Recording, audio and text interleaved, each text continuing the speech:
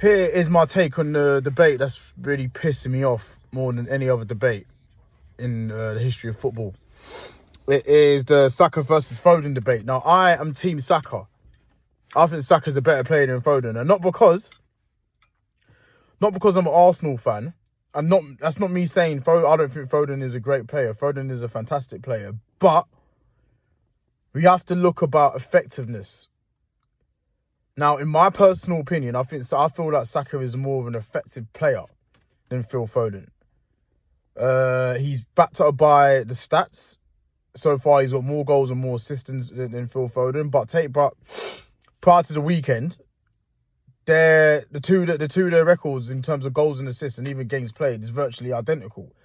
So my issue with what Rio Ferdinand said about Foden being world class and Saka's not being world class, I don't think there's a gap between the two. And if there is, it's slight. So one is not clear the other. So one can't be world class and the other isn't. It's either they're both world class or neither are world class, in my opinion. Stats show that. Actually, statistics more favour Saka in terms of like goals and assists. Now, what I will give Foden, he's technically better than Saka. He's got more technical ability than Saka. He's easier on the eye and there's stuff that he can do on the ball that Saka probably can't do on the ball. Take a touch and get out of tight spaces and make a through pass all within one movement. Those are the things that I don't think Saka's strength is. But then again, those are the things where I don't think Saka's strength lies. Should I rephrase what I said? But I don't think that Phil Foden can do the stuff that Bukayo Saka does. Now, Saka's got this pace and power that's just explosive when he's at full throttle and he's just running through players and they're bouncing off him and he creates chances and he gets goals. Phil Foden can't do that in that same fashion. So they both got different attributes, but they're both equally as effective as each other. And you could even argue that Saka's is more effective, hence why he's got more goals and assists this season. And I have the analogy, I might be wrong here, but I feel that Phil Foden, and it's not me shitting on him or belittling him in any way, but I just feel like he's highly benefited by the team he plays for. Now, he plays for probably the best world 11 in football at this current moment, the current treble winners. Foden is, as an attacking player, Foden has got it perfect. He is in a team where he can just flourish. He doesn't really have much more responsibilities than that of an attacking sense. When you play for a team like City's in that particular system, you don't have to even worry about doing off-the-ball work because you have the ball 90% of the time.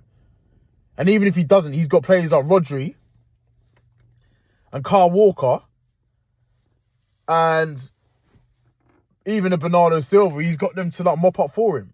So he doesn't have to really track back in games. Whereas Saka, he's got everyone in the Arsenal team. We don't have the same.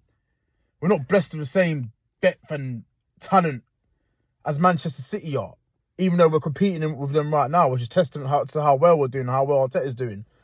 But every player has a dual role. Every player has to track back. Every player has to work defensively. And if you look at both of their stats, defensive stats, this season, I mean, and last season, I mean, it's like, you just take a look for yourself. I mean, Saka's defensive stats blows Foden's out the water, because Foden doesn't have that defensive responsibility. So he's, like I said, he's allowed to flourish more. He's allowed to do his thing. He's allowed to be creative and basically just express himself without having to worry about anything else. So we can't forget that. That is why I feel in a mid-table team, put them both in a mid-table team, I think Saka's making that mid-table team better. I don't think we're seeing the same player. I don't think we're seeing the same Foden in the mid-table team. I think we're more or less seeing the same Saka in the mid-table team. Put them both at Crystal Palace. Who can you imagine grabbing the late equaliser for a point, or like dragging their team to victory that was unexpected away from home,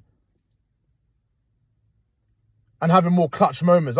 To me, that seems more like Saka than Foden. I think Foden's a lovely player, but I feel like he's highly benefited by the team and the system that he plays in. And I think England both performances for England just says it. I mean, you can't say Foden is world class and Saka isn't.